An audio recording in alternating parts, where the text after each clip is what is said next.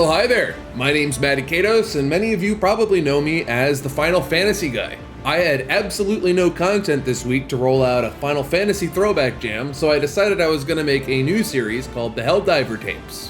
What I did not expect was a massive change in the landscape of Helldivers just hours before I released the video. I want to state right out the gate that it has already been said that this is not the choice of Arrowhead, but instead, Sony executives want to see number go up. It's also very important that we don't turn this situation into a console war. This isn't about Sony versus Microsoft or Xbox versus PlayStation. It's also very important that the PC gamers don't use this as an opportunity to shit on console gamers because, again, that's not what this is about. Helldivers 2 has brought us together as a community like no game has done for a very long time. And that makes it the perfect place for us to take a stand on these anti-consumer practices. So what exactly is going on? Let me introduce you to the account linking update. Starting on May 6th, all new Helldivers players will be required to link their Steam account to their PlayStation Network account to begin playing. However, there is a grace period for existing players that will let them wait until May 30th, and they will be required to sign up by June 4th. Now, it's really important that we dispel some of the lies that are going around before we actually get into this. First off, this notice has in fact been on the Steam page as long as you have been able to buy the game. I was also under the misconception that it was not, but it has been there the whole time. Thank you to this dude on Twitter for finding that information. I will not be trying to pronounce his name. So that means we can't say that we didn't know that there would be account linking in this game. So what makes this different from a game like Sea of Thieves? Well, I'm gonna give you an honest truth.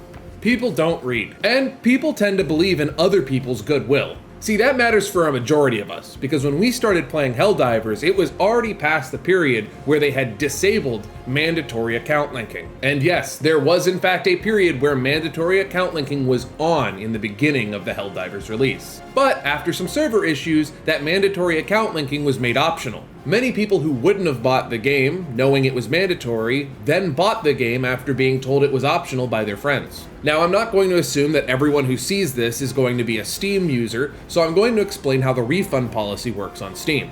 When you buy a game on Steam, you have either 2 hours of gameplay or 2 weeks of unuse to return a game. This important feature is one of the reasons why so many people continue to use Steam like they do. It's a safety net. You're guaranteed a refund on a game if it does you dirty. So many people don't worry about the terms and conditions or reading what accounts will be required or necessary before they buy the game. They simply open up the game, and then if they see something at the main menu that turns them off from the game, they return it. And this is where Helldivers differs from Sea of Thieves and other games that require you to make a third-party account. You see, on first login, all of those games immediately required you to link those accounts. Yet on Helldivers, it has been 2 or 3 months since most people bought the game, and now they're being required to link those accounts. This is essentially holding hostage their investments of time and money in the game. Oh, you like the game? Link your account, or it's gone, is essentially what many people are being told. Okay, so why not just do it? Just do the thing, who cares? Well, personally I care, because I don't trust giving my data to Sony after all the previous breaches they've had in the past. And I also don't like the reasoning that we're being given on this. We're being told it's so they can better secure the game. But I'm already running a root level anti-cheat that I didn't want to run in the first place. So why do I need to link a PSN account to better secure the game? All in all, I really don't see this as something that's being done for the player base, or even being done by the developers. This really looks like a cash grab from Sony. They want to make the numbers go up so their investors are happy. And personally, after already paying full price for the game, and buying the Super Citizen Edition, and spending some money on super credits, I feel like I've already purchased the game, and I don't deserve to be the product myself. Okay, so woe is me. That covers my side of things. That's why I don't want to link my account. But what about other people? So, believe it or not, Helldivers was actually sold on Steam to people in countries that don't have access to PSN.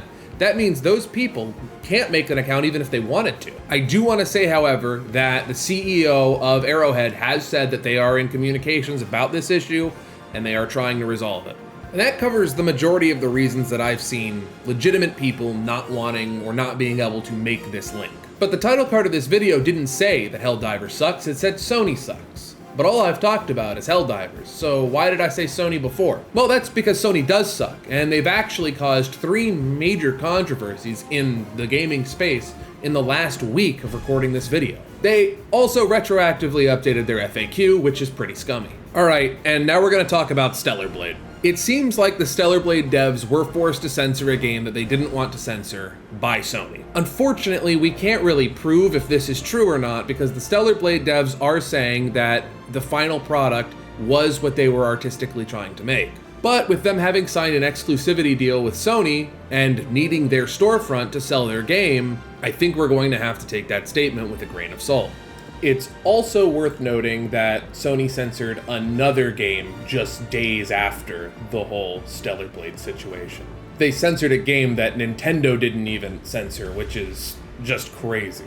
And I'm not even going to begin to try to attempt to address the fact that they're only censoring Eastern games, whereas Western games like Baldur's Gate come out with full frontal nudity and there's no problem.